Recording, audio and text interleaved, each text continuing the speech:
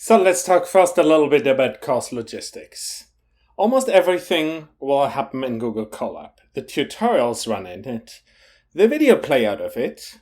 There will also be on YouTube for full screen.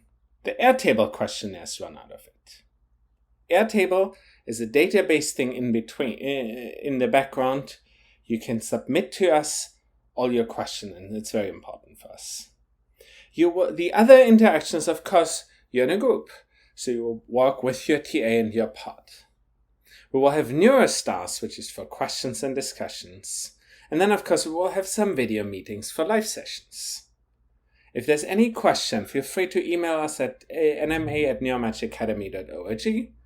And if there's any issues with the course, feel free to email me personally at coding@gmail.com. Let's briefly talk about why we're using PyTorch. The first one is, over time, Python got incredibly popular. You can see that across all languages, MATLAB's been going down since about 2010, R is still growing, but Python is really growing the fastest. We can also compare PyTorch with TensorFlow, which is a Google-backed system for deep learning. You can see that PyTorch is increasing, but much more. Within the academic community, PyTorch is increasing incredibly fast. TensorFlow has some advantages for deployment, but PyTorch really makes learning and deploying deep learning systems very easy. For a lot of people that have been in the field for a while, they will learn TensorFlow and PyTorch, but among people I talk with, there's near agreement that PyTorch is the way to get started. Now, what's PyTorch? It is like NumPy on a GPU, with all kinds of artificial neural network related things, with a focus on tensors and a focus on automatic differentiation. And we will hear a lot about all those things in the coming days. There are, of course, alternatives to PyTorch. No? TensorFlow on the Google side has a real strength when it comes to certain commercial applications. There's an up-and-coming system called JAX, which has a strength in the flexibility that you can have there. And there's MATLAB. Nonetheless, very clearly, PyTorch is the system to learn at this point of time if you're getting into it from a more academic route. Let me immediately show you what are the advantages of these new deep learning packages. You can use just NumPy or MATLAB, vanilla, to solve deep learning problems, but that produces very long and very ugly code. Whereas in PyTorch, as we will see today, it's just a small number of lines of codes. I mean, look at what you have on the screen. This specifies an entire neural network. And by the end of today, you will understand every single line of what's going on here.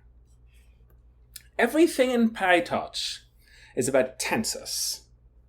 And so we will immediately dive in.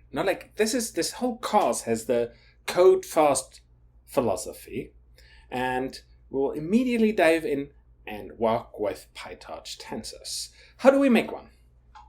So the first one is we can simply say that we define a tensor from a list, where we can say A is torch.tensor of 0, 1, 2, produces a tensor of length 3, containing basically the vector 0, 1, 2. We can produce a tensor from a tuple of tuples, where we can define a tuple of tuples B and so just say torch.tensor of B. We can also produce a tensor from a NumPy area, where we could say in NumPy have produced a matrix of ones of size 2, 3, and then simply switch it or convert it into a torch tensor by C is torch.tensor of C. There's other constructors that we commonly use. For example, X is torch.ones, 5, 3. What will that do? Well, it produces a matrix containing only ones of size 5 and 3. We can use torch.zeros of 2, or torch.empty 1, 1, 5. And in the code, you will see exactly what that does. We can also make random tensors.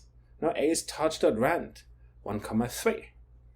Or normal distributions. B is torch.randn 3, 4. All these commands very much do exactly what you expect them to do. No? Like random numbers between 0 and 1, or randn numbers that have a Gaussian distribution. We can also use range operators in PyTorch, just like in NumPy. No? Torch.arrange 0, 10, step 1. What will that do? Well, it will go like 0, 1, 2, 3, up to 10. Or B is np dot arrange 0, 10, step 1. Same thing in NumPy as in Torch. No? And we have the commands in Torch so that we can do this easily. Now, torch.linspace 0 to 5 in 11 steps. Same thing in NumPy. Linspace 0, 5, num is 11. Okay, now that you heard how to make tensors, we have an exercise for you where you will be making a couple of tensors and repeat the commands that I just told you about.